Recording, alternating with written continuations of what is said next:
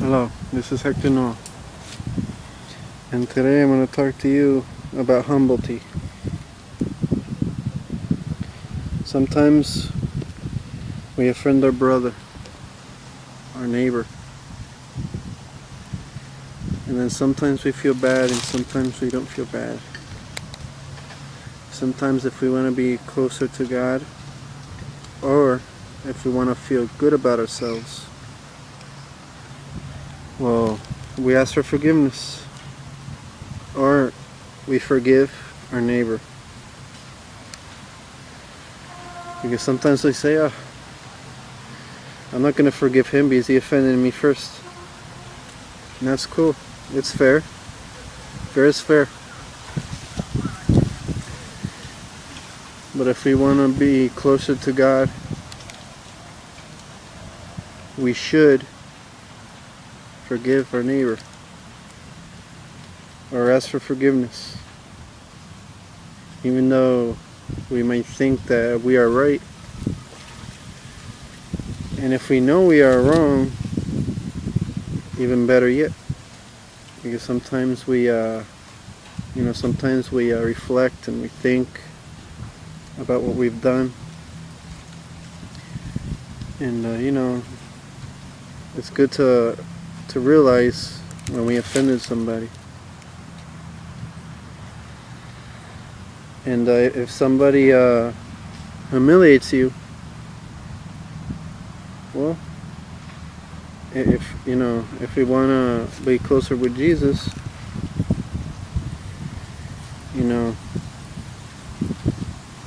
we should feel good about ourselves, because sometimes people humble you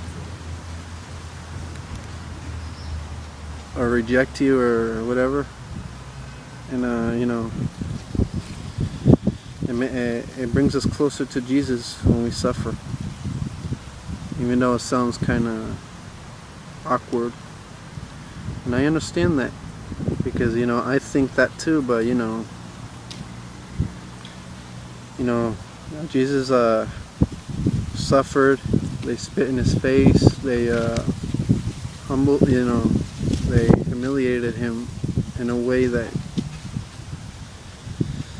unimaginable.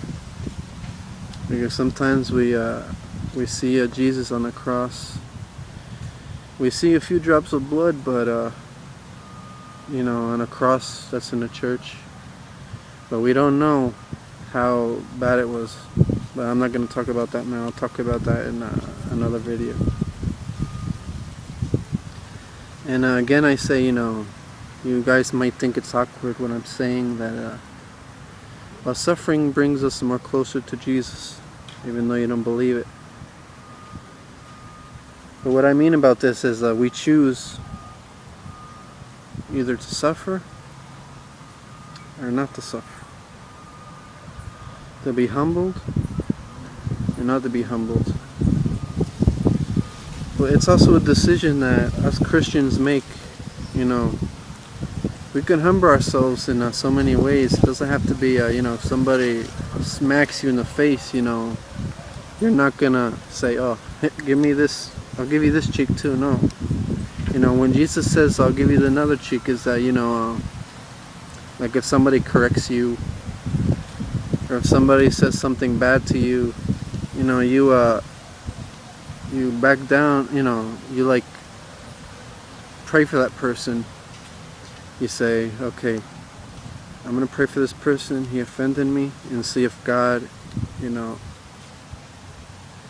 helps this person. It doesn't mean that humble yourself is, you can humble yourself at a certain point.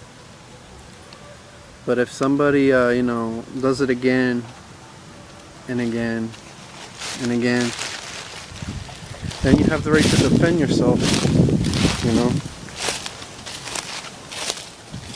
Like if somebody, does it, says, oh, this guy's humbling himself, so let's do it again, and it becomes a habit.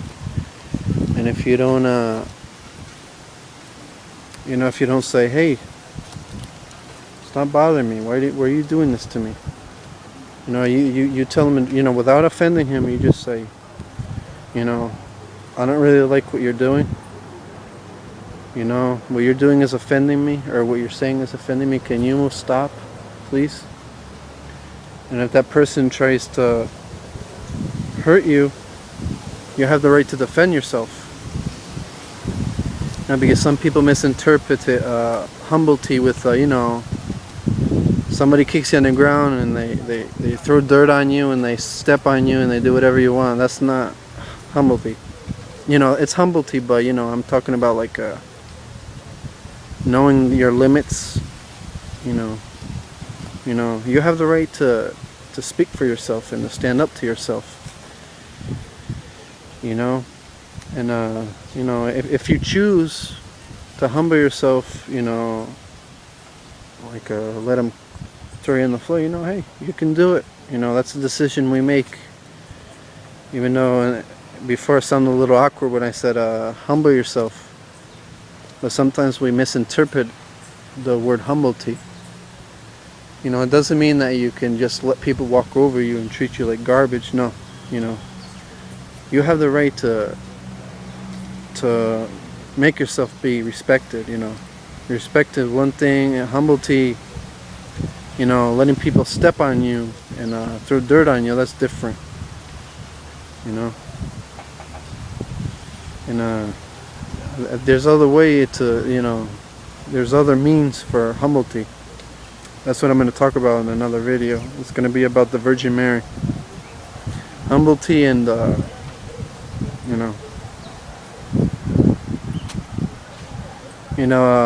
when I used to study in Guanábano, Aguada, there was this kid that they called him El Pinto. He had this condition in his skin, that he'd go white and stuff. This kid would like to punch me in my arm. And, every time he would go past me, he would hit me in the arm. And it would hurt because it would give you a shock, because it would hit you like in a certain part of your arm, that it would shock you. They call it a callito. When you hit somebody with this knuckle and you go like this in the arm. And he would be doing this for some time. And and he would, every time he would go past me, he would start punching me in the arm. And I would let it go. This would go like 2 months, 3 months. And I said, well, I know a little martial arts, a little bullshit, because I didn't really use it back then, because sometimes we like to punch, just with our fists and all that. But when I knew that I needed martial arts, because I didn't want to hit him, I didn't want to hit him. So what I would do is I said, oh, I'm going to start blocking his punches, because I was getting tired of it.